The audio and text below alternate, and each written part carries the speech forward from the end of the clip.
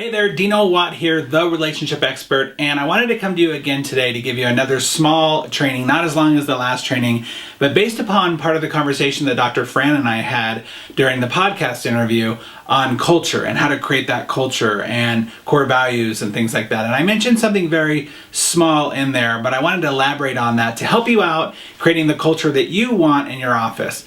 You know, culture is a funny thing because a lot of people talk about it. A lot of people say, you need to have a different culture or a stronger culture or a culture of fill in the blank, but nobody really teaches you how to create that culture. And that's what I'm going to do today is I'm going to introduce you to my culture equation, which is something that I developed a few years ago, and I've been able to use it in all of my offices. It's a very simple 3-step equation. And I'm going to start off by showing you how strong and powerful a really good culture, a culture that you're focused on and deliberate about creating, can change the way your business runs on a large scale. So I'd like to tell you a story. I hope you enjoy stories. The stories will be kind of quick, but the story is going to be about a real life man. A true story about how he developed a brand new culture in his world. I'm not going to tell you who it is. I'm going to let you guess who it is based upon the ideas that I'm going to put forward. First of all, this person had a vision. He had a vision for the world that was unlike anything that was out there before. Matter of fact, it was kind of radical. When he first started talking about this vision, people thought he was kind of crazy.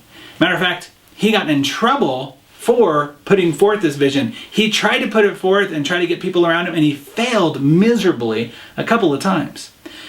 But finally, he started really focusing more and more on this vision and finding just a few people that agreed with him, that saw a world that he saw, a vision that he was creating, and they could actually see how it would change the world, and in their view, for the better. In order to really create this vision and help people understand it better, he created specific expectations for each person and for what this world of his would look like.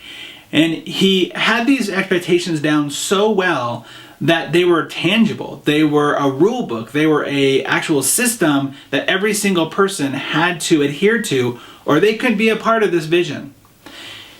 His expectations created an outline for exactly how to achieve the vision he wanted.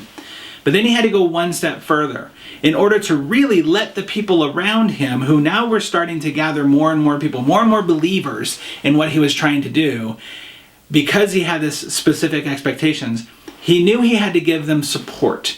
And he had to give them the support that would allow them to, as long as they were adhering to the vision and following the expectations that he had, to kind of make their own choices and to be free to experiment with their ideas on what this would look like, even though the world around them was saying, no, you can't do that.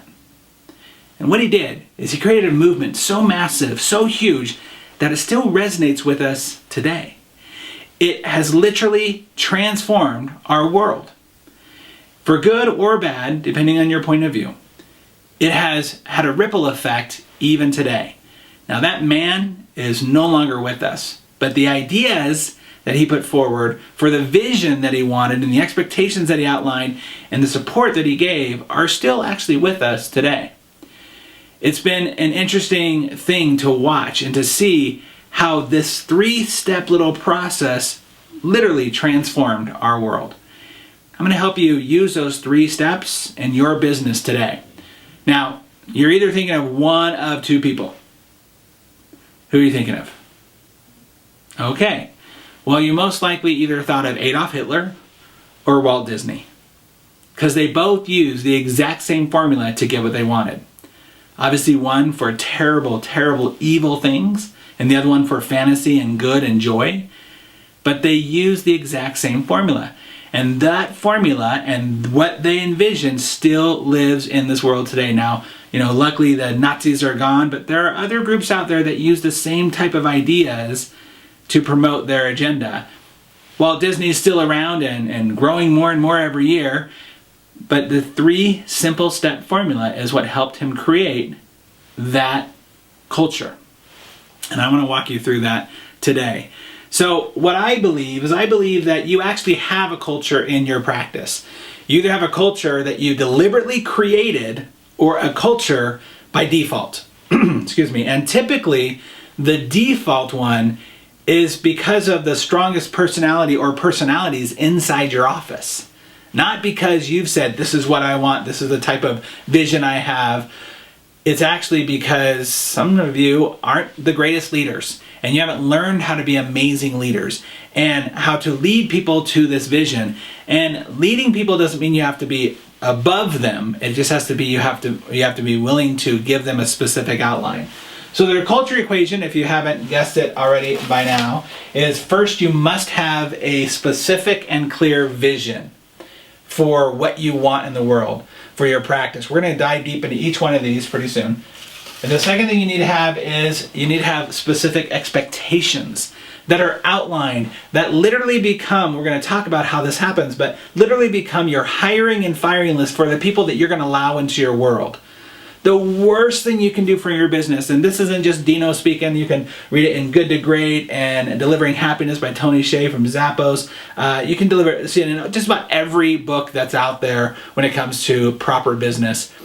The worst thing you can do is hire someone to fill an empty spot, meaning that you're just getting a warm body in there. I was having an interview with a potential client a couple weeks ago, and it was just so sad to hear him. He's a doctor who has been a general practitioner doctor, and he's been having this practice. He's had this practice for 20 years. And when we started talking about the team and how to create a team that really works for him and is excited to be there, he's like, Dino, come on. Like, look, these people are not here for full-time jobs. They're not going to fold, a really living wage that they can support a family and 4 kids on. They're just here until the next best thing comes along, or until their spouse gets a promotion or has to move somewhere. Man, they're gone like that. I was like, wow, like you really have not created the culture that you want and only allowed the right people into your office. And the evidence of that is through high turnover. He's been in business for 20 years, and the longest employee he's had work for him has been 2 years, besides his medical assistant, who's been there for 4 years. In 20 years, like that shows you something, right? So first you have to have a vision, add that to your expectations, and then lastly is the support. And when you have those 3 things in the proper order and understanding exactly how they work, you create a culture like nothing else. You then become the company that people around you are going, wow, what are you doing? Like, how are you getting these type of results? I'm doing the same type of marketing. I'm doing the same type of ads. I'm doing the same type of whatever, but I'm not getting those results. Why are you different? And my belief, and I've seen this happen over and over again, so I actually believe it's a fact, but it's hard to get people to understand that until they actually experience it, is that once you understand this, and once you really get a culture that is prevalent, that is tangible, that is exciting in your office, then your business becomes like a magnet. Customers, patients, and coworkers, team members will actually start being attracted to you. They will want to be a part of this thing. It's like wanting to be a part of Disney. And once they get into that, once you're clear on it, you know exactly what's going on. We're gonna talk a lot about the expectations in just a moment. So let's go over the first thing. The first thing on creating a vision, there are 3 specific ways to create a vision that you can use today. And by the way, I hope that as I'm doing this, I'm gonna try to make this about a half-hour long training, but I hope that you, number one, get a ton of value out of this. There's no sales pitch here. There's nothing like this. Obviously, I just wanted to do this because Dr. Fran and I were kind of so on the same page with our thoughts and ideas, and I appreciated him bringing me on as a guest on his show. And I hope that you're taking notes on this, and I hope you're taking this seriously, because there are doubters out there, and you might be one of those doubters that I talked about earlier, right? But the thing is this, success is not a secret, it's a system. And I'm going to give you a system on how to create a culture. And if you just follow these 3 things and do what I tell you to do on this, you're going to create a culture that kicks butt, that is rocking the world. You're going to be asked to be speaking at events. You're going to be asked for other people to come in and you consult at other people's practices, because you are able to show them the power of creating a culture. So I hope they enjoy this. So let's talk about your vision. So your vision requires 3 very simple things from you. The first thing you have to do is ask yourself the most important question that any person could ever ask themselves, which is, what do I want? I mean, that question is something you should be asking yourself on a daily basis. What do I want? In this case, we're going to talk about what do you want truly for your future.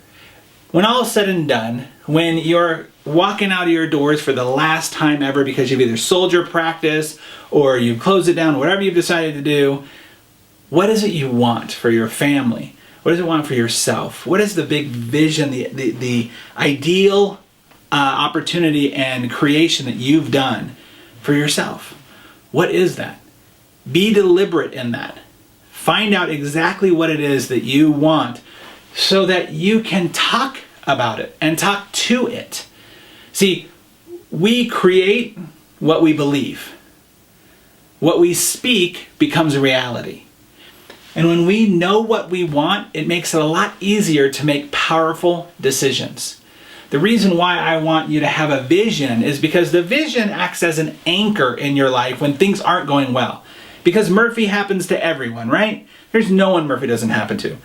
But this will be the anchor to all of your life's challenges and able to bring you back to what you're focused on. So in my marriage course, when I talk to people about my marriage course, the vision for my marriage course is to reverse the direction of divorce in the world. That's been the vision for years, since I first started. And so what happens is when my wife and I are having some challenges in our communication with one another, what I call breakdown, I know that in order for me to fully be engaged in that vision, I have to, or engaged in that goal of reversing the divorce, the direction of divorce in the world, I actually have to be willing to apologize faster, to see where I can improve, to make amends with her, because I need to get back to that vision. Because if I'm not attached to that vision, if I'm not focused on that vision, it's actually going to not help me serve my clients the way that I want to serve them. So the first thing you have to ask yourself is, what do you want? The second thing you get to do is that once you decide what you want, you get to reverse engineer your life in order to get what you want. See, a lot of people think that they're going to go through life and just deal with what comes at them when it comes. So bad employee, embezzlement, bad market, 2008 comes around again. Oh, what am I going to do? I'll just wait till it comes and I'll deal with it when it comes. As opposed to when you know what you want and you have your vision based around it, then you get to reverse engineer it and say, okay, if this is what I want, if this is the goal, then I get to live my life working backwards and go, okay, by this time I need to be doing this. By this time I get to be doing this. I was working out a 10-year retirement plan for one of my clients who wanted to retire in 10 years. He's 51 right now, or 52 right now. He wants to retire when he's 62. And I said, okay, in order to do that, what does retirement look like? What is everything you want to be doing? One of the things he wants to do is own a food truck, right? Totally just one of his dreams, his fantasies he's always had. So in order to do all that, what does he have to do each year? So he backed out, okay, 9 years from now, 8 years from now, 7, 6, 5, 4, 3, 2, 1, all the way back to, all right, what do you need to be doing right now in order to get that goal? What do you have to hit this year in order to hit that goal? And you get to reverse engineer your life. And it makes it so much easier because now you're on an actual path and a plan to getting to what you want. And the last thing you need to do is you need to decide what trade-offs you're willing to take. There's a great book called Essentialism out there that you should read. And one of the great parts of it is you're talking about everybody has to believe that they're going to take trade-offs in their life. You cannot have it all. You cannot be a crazy, full-time, attentive, focused, like crazy in a good way, focused father or mother to your kid and give full-time attention to your job. You can't. You have to be willing to have a trade-off. You have to be willing to be okay with it. Now, can you be the best dad or mother possible when you're in that moment with the kid and making sure your time is selected for them and not divided between you and your cell phone or you and your work? Absolutely. But you have to decide what the trade-off is. There's another small trade-off. If you want to have focused, direct time with your family when you get out of work, and work is work and home is home, then you have to be willing to do the trade-off of, I'm not answering my cell phone, I'm turning the cell phone off, I'm not answering emails after a certain time. I had a podcast a while ago called The Business of Marriage, Marriage Advice for Entrepreneurs, and I would interview millionaires, and I would interview very successful business owners.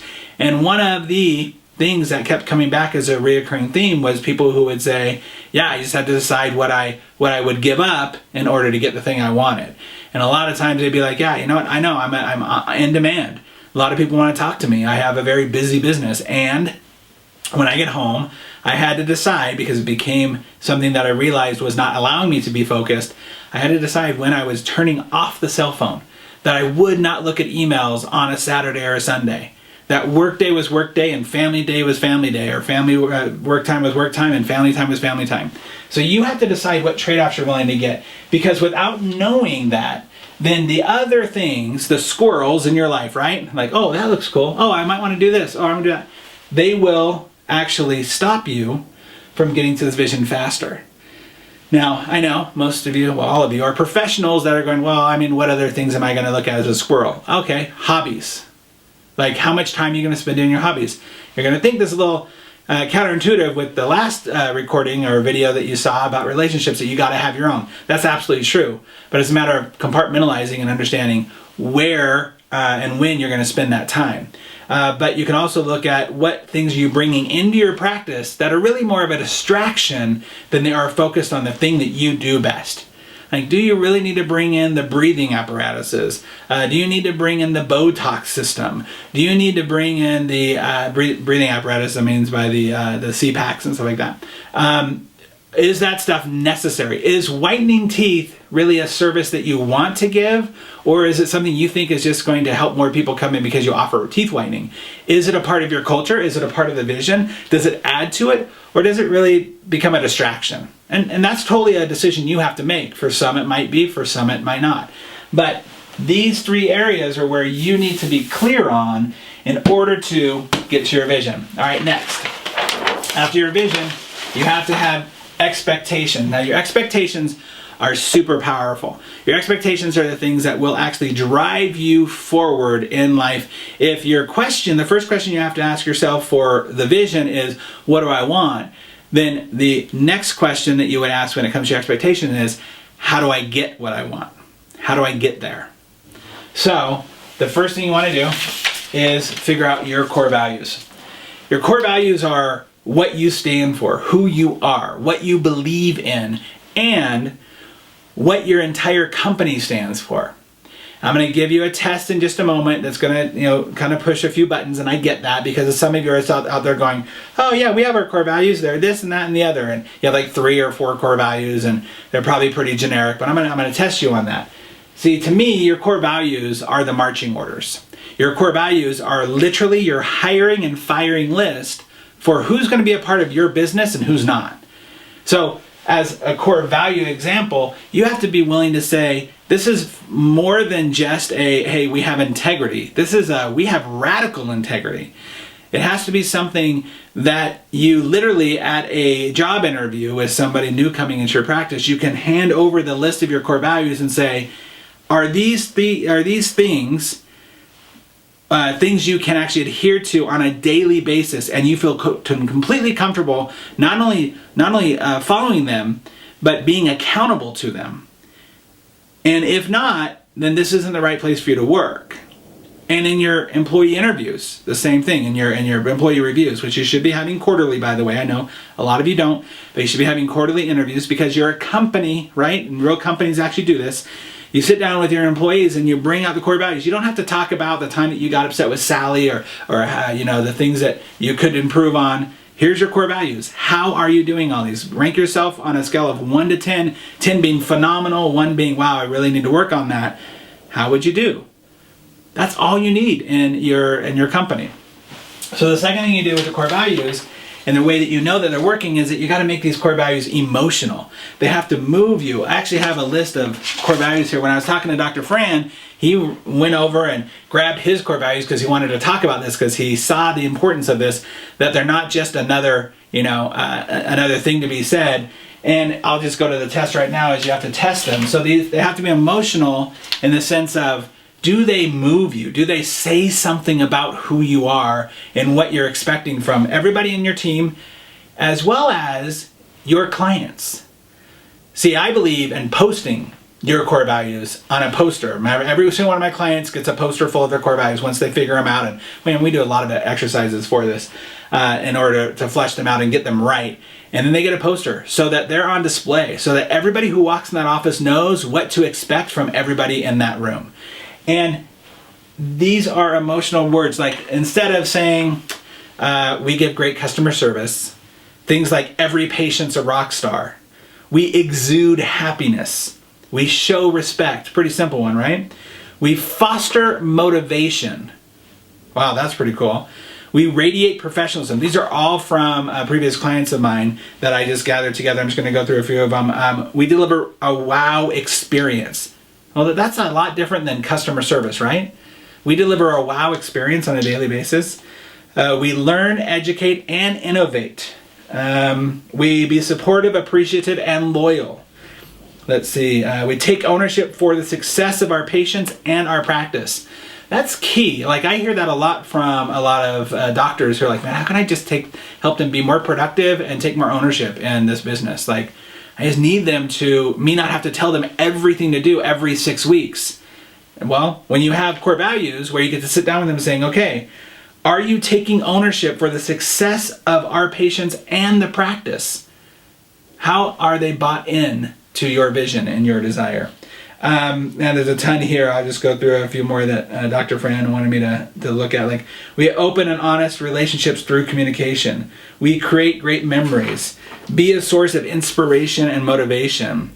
We are perpetually learning. It's a big one. Be efficient and energetic. Provide solutions. Provide the ultimate patient experience. Be the best part of our patient's day. Have only good days and great days. I mean, how great is that? Here's the thing. Hope you get the point by now. They're not just the normal, we have integrity, or we give customer service. So the test is this. If after you hear a core value, you can say, well, I'd hope so, that's a problem. I mean, that's perfectly fine. I get it. That's level A. Let's just say that. I don't want to disparage anybody who has those type of things, but let's just say that's level A. But we're trying to go to the next level, right? We're trying to raise the bar. So if we want to really raise the bar, if you're looking at your core values and your core values are, we give excellent customer service. Yeah, I would hope so. Like, one of my favorites is, we get the job done right the first time. Well, I would hope so. I didn't want you to do my root canal the third time. Put your core values to the test and see if they are emotional and see if they really move the needle. And I actually recommend having between 10 and 15, depending on your business. We don't want it to be too repetitive, but make sure that they're movements. Make sure they're core values that you actually will adhere to. One of the things that I see as a big challenge out there is that we will have these business owners who will actually create these core values and do the exercise and all that stuff, and they'll act as if this is for them, not for themselves. And that's really bad leadership right there. I'm just going to tell you right now that if you're going to create core values, which you all should, that are emotional and that you put to the test and that they become the guideline to how you get to your vision, then you have to be willing to adhere to those too.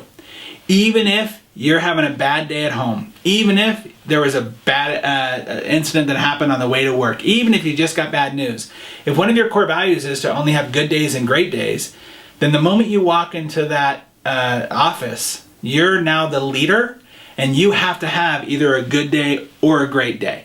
You can choose just to have a good day, that's fine, but you cannot have an excuse day. An excuse day is anything other than a good day or a great day, right? Well, because of this and that and the other. I get it. But you owe it to yourself first, you owe it to your team second, and you owe it to your clients. And then I'd even say lastly, to the world, for you to be able to stick to those core values and be just as accountable as everyone else. You know what? If you're slacking on one of them, just like you would do with an employee, then you learn what to do better and you do better next time. You give yourself a break, you give yourself another chance. And when you find yourself to where you keep failing at that one, get the help you need. We'll talk about that in a moment, in order to actually achieve that thing. And when you have an employee who continually doesn't do what you ask them to do and continually fails at the thing, then maybe your office is not the best place for them to be working. Maybe you need to give them an opportunity to choose out and love them into another job. All right, and lastly, we have our vision, our expectations down. And of course, we have our support. And the first thing you got to figure out is the support for yourself. So about 3 years ago, I met a great dentist. He was a really great man. I was giving a speech at a dental club, an ortho club, about relationships and how to have a more powerful marriage so that you can have a more powerful business. And at the end of the speech, he came up to me and started talking to me and told me that he was going through his second divorce right now and that he really wanted to talk to me because he was struggling a lot. Absolutely, we set up an appointment for the next week. We got on a phone call together. And I spent about the next hour listening to him talk about, his practice that, even though it was in a beautiful location, was failing miserably. His staff that he didn't have a team, he had a staff. If you saw my other training, you know what I'm talking about. Was kind of overbearing, and they would never listen to him, and he felt like he was working for them more than they were working for him. And he was obviously miserable in his relationship with his ex-spouse. Lawyer fees were overwhelming, and just used words like, loser and frustrated and failure and all these like disempowering words. And we talked for a while, and unfortunately at that time he couldn't afford my services. And even though he said he really, really wanted to and he'd figure it out, there always came another excuse as to why not. We actually talked because I was a little worried about him. We talked for the next couple of months off and on. And we then lost track of one another. It was probably midsummer, and we lost track of one another in the sense that like I wasn't calling him on a regular basis. I was getting busy with my clients and stuff like that. And I just basically told him I had an open phone line, call me whenever you needed. And it was about October of that year that I had a thought in my head. It was like, I should probably call him. We'll call him Dr. Tom. I should call Dr. Tom and just check in on him. But then I got busy and, went on with my life. It was a month later in November that a mutual friend of mine, of ours, emailed me to let me know that Dr. Tom had taken his life, that he had committed suicide. And that was hard. And that was a real difficult one to take. I obviously hear about the high suicide rates in this industry, but I always think, like, if I would have called him that month before, would I have been able to say something that would have helped him not make this decision? Would I have been able to say something different? Would I have been able to help him in any other way? Did I do the most I could? And of course, I can't beat myself up over other people's decisions, yet it hit hard. And so this area to me is very important because I want you to know that I think it's a disservice that in this industry there isn't more specific talking about it and a focus on it in the school when you're going through school, and especially throughout your career. Where are the support groups? Where are the conversation groups? And I know there's a few out there, but really as a marketing thing, as a business tool that you need, I think you need it more than almost anybody else out there. Whether it be the suicide rate or the addiction rate, Dr. Fran and I talked a little bit about this. He has some great thoughts on this. If you've ever seen any of his videos, go and watch some of his videos about this. He's got a great one about trust, suicide and trust. I think you should highly recommend you watching that. But this is a problem. And I believe the problem is because you don't have the right support systems in place for yourself. That you don't know who to reach out to. And that you're so used to winning. You're somebody who's lived your whole life excelling in what you do and being awesome at what you do, that now you're stuck in this world of business. And no one taught you how to do business. I call you propreneurs. You're professionals who are now trying to be entrepreneurs. And nobody taught you this. I mean, you might have had one small little semester or a quarter in college, business school, dental school dental school that taught you anything about running a business. And I think that's a travesty. It's not a matter of thinking it. It's you see it on a daily basis. So what support are you going to give yourself? What are you going to do to support your growth and your adherence to your vision? You can't get to your vision by yourself, by the way. And you can't get it just by having a great team. You have to have those mentors, those people that you look at, those examples that will help you and pull you to your vision. Because somebody's already gotten there before, by the way. Whatever your vision is, it's typically not unique and different. Someone else has had that and someone else has achieved it. And as I said earlier, success is not a secret, it's a system. So that's the next thing, is you have to figure out what systems you're going to put into place in order to support you. What is your morning routine? What is the way that you address challenges within the office? What are all the systems that you need to create for your own life? My marriage company started by me saying, hey, what if we put systems like they do in businesses into a relationship? Whether it be communication, money, sex, vision, parenting, like there's a lot of topics that we can put systems in so that we can get the outcome that we're hoping for based upon the system we create. So what systems are you creating for support? And by the way, this also goes for your team. Remember when we talked about Hitler and Disney, they created a system to where with support that if you were adhering to the vision and the expectations, that they would give them free rein basically to do what they needed to do. They would support them in making bad decisions when it came to Hitler, obviously, but also with Disney, great decisions like, hey, you have an idea for some crazy, here's a great one that happened recently. Of course, Disney himself didn't do it, but the culture of Disney is so prevalent, it still works. The movie Inside Out. Let's do a movie about emotions and characterize the emotions and help people realize and help little kids realize that it's okay to be sad, which is basically the premise of that movie, right? But that's kind of a crazy thought to have. How do we make that happen? Yeah, go for it. Like, please make that happen. Experiment with that. Try it out. Hey, let's have a crazy movie about let's do a crazy movie about a boy or a wooden puppet who wants to be a boy. He let people experiment with things like that. Mary Poppins is a huge experiment because he supported them because they were going along with his vision and the expectations created, okay? And the last thing I just mentioned a moment ago is mentors. Like, what are the mentors that you're going to create and go out and seek after in your life to get you to where you want to go in your vision? Every great successful person ever has had a mentor. From Plato and Socrates to Tiger Woods, Warren Buffett, Meryl Streep, all these people have mentors, guides that can see what they can't see. In my book, The Practice RX, I tell the story. It's been a legendary story and I've loved it for years because it illustrates it so well. I'll make it really fast here. But about Henry Ford having a problem in one of his factories, that one of his huge generators broke down and he didn't know why. And so he called in this mathematician, Mr. Steinmetz, over from the Edison company, and he was like one of those prevalent mathematicians in the world at the time.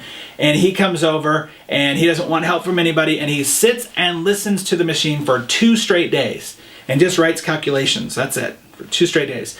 Finally, at the end of the second day, he gets a ladder, he climbs up to the machine, gets a little chalk mark, and he makes a mark on it, gets down and tells the engineers what to remove and start up the thing again. They thought he was crazy, but they did it anyway. Went up there, removed the windings, and started up the machine, and the machine ran perfectly, wonderfully. Steinmetz left, done. Everybody was happy that Ford's factory was back working in production again, which was costing him thousands of dollars a day not being in production. And then a week later, Ford gets the invoice from Steinmetz.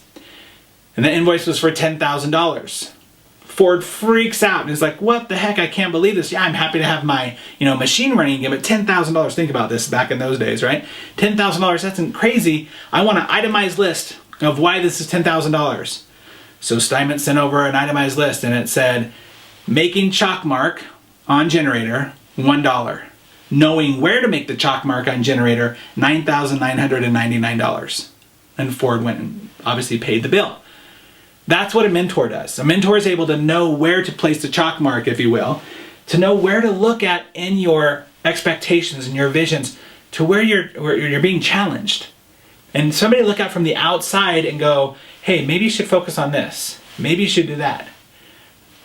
I get it. For some people, it's a pride thing. They don't want to feel like they are missing out or that they're not good enough, that they need somebody to point out where they're doing something wrong. And they put all this meaning on a very simple exercise of somebody else pointing out to you how you can be better, how you can do better. And I know a lot of you guys, you'll spend $100,000 on some crazy machine in your office that you think is just going to change the world or make your life easier.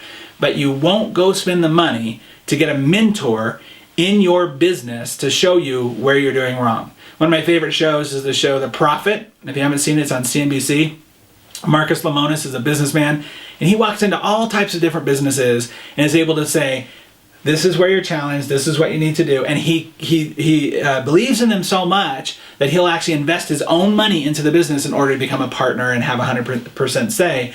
But the only reason the show works is because he has 100% say in what happens in the business from there on. Even if he's only a third of a partner or a 20% partner, when he comes in, he's like, I have to have 100% say. Why? Because he knows that people get stuck in their own way.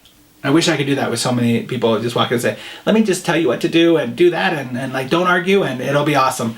But the point being is you need a mentor, somebody who you trust enough, somebody that you are willing to say, hey, you know what, I can't see this. I don't know what the problem is, but I know there's a problem. And just that step alone and hiring somebody who can see that is going to transform your business. I have a great mentor of mine who he says, we pay attention to that which we pay for. So you can go to all the events or the conferences and you can hear all the lectures you want. You might change one thing here or shift another thing here, but for ultimate change and transformation in your practice, you got to look into hiring a mentor and finding somebody who can see what you cannot see.